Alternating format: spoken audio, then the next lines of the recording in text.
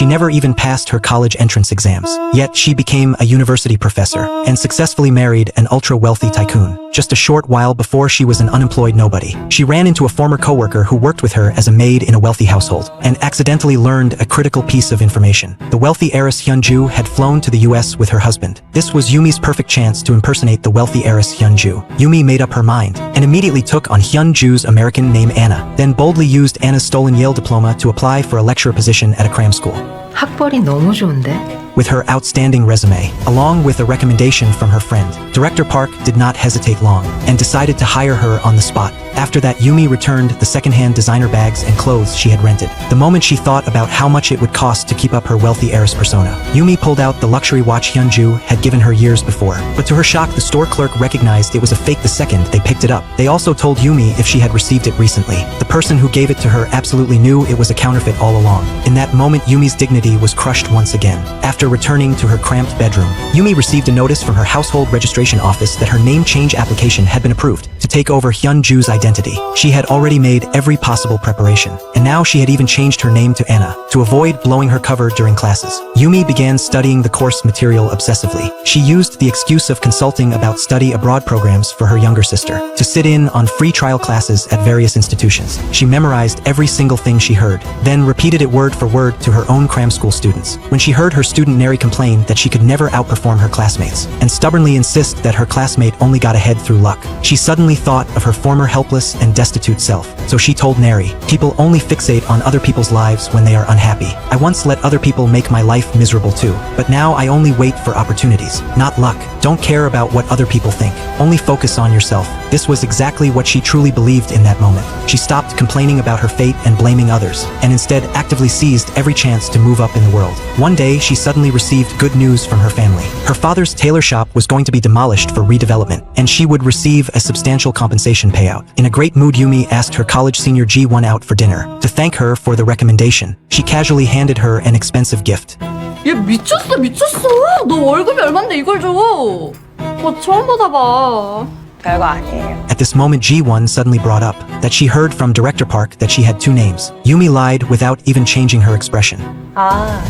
미국에서 쓰던 이름인데 국적 정리하면서 하기 때문에. However, the crisis came very quickly. One day, Director Park brought a Real Yale alum professor Yoon So-young for a visit. 모르나? 자기 선배인데. In that moment, Yumi forced herself to stay calm, while her mind was racing with panic. If the professor asked even one casual question about the school, her fake identity as Anna would be exposed immediately. Yumi quickly made an excuse that she had a class to teach, and fled the scene where her identity could be exposed at any moment. Hiding behind the door, she overheard the professor complaining to the director. The professor had heard that Anna came from an extremely wealthy family, but was also incredibly arrogant and loved to party. But the director was confused. If Anna was such a party animal back in school, and came from a wealthy family, then why was the Anna in front of him working so diligently at the academy to keep up her wealthy heiress persona? Yumi had to reinvent herself completely from head to toe. She went to the wholesale market to hunt for fake designer goods. But at that moment, she got an excited call from her student saying she had been accepted to Yale. 저 예일 됐어요.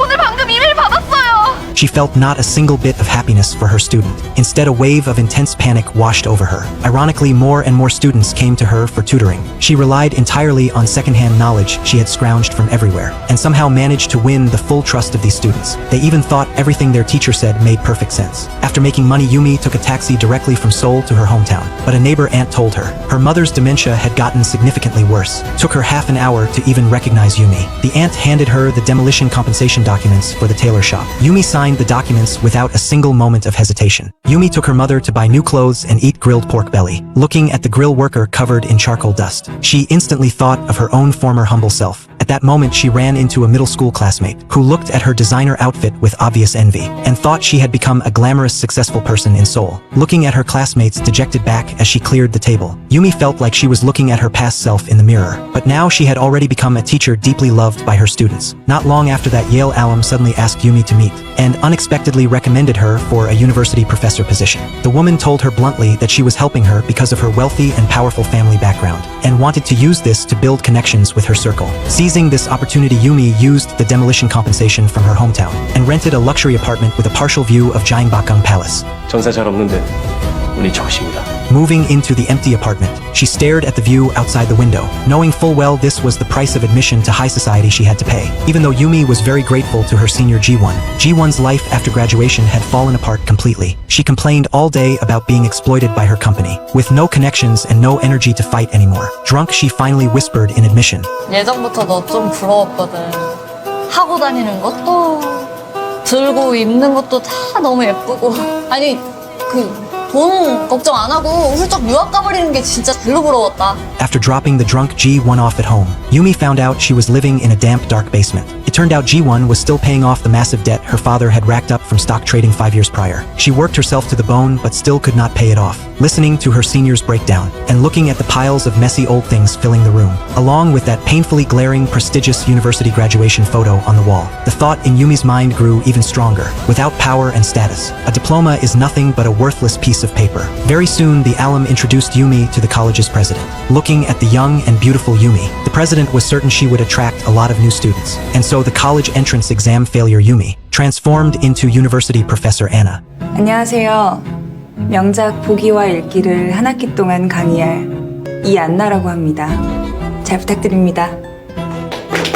To avoid exposing her true identity, she stayed up late every night cramming the course material to maintain her connections. When the alum stared at a bag but could not bring herself to buy it, 선물해도 돼요?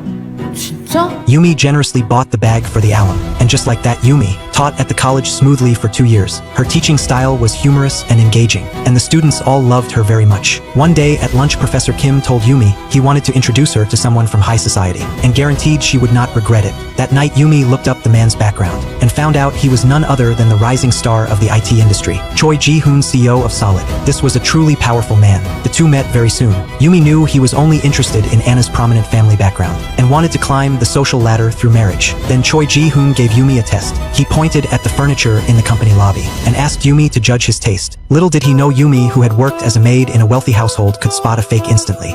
왜 모두 그거 어떻게 알았어요? 각오를 좀 알아요? After Yumi called him out on it, he instead thought Yumi had an incredibly sharp eye, and grew even more fond of her. But Yumi deliberately kept her distance, saying she was in no hurry to get married. Choi Ji-hoon used 3 dates to win Yumi's heart. Meanwhile, G1 gave Yumi a bottle of cheap perfume, and Yumi did not mind it at all. She instead asked G1, who worked in the media, to look into Choi Ji-hoon's background. She found out the man had once been insecure about his education, and later took high-end courses to polish his credentials, and built his career from nothing through stock trading. After confirming he was a man with great prospects, Yumi no longer hesitated. The two's relationship heated up quickly. Before the wedding, Yumi visited her mother at the nursing home, and told her mother she was getting married soon. 나 결혼해. Yumi was about to become a true high society lady through marriage.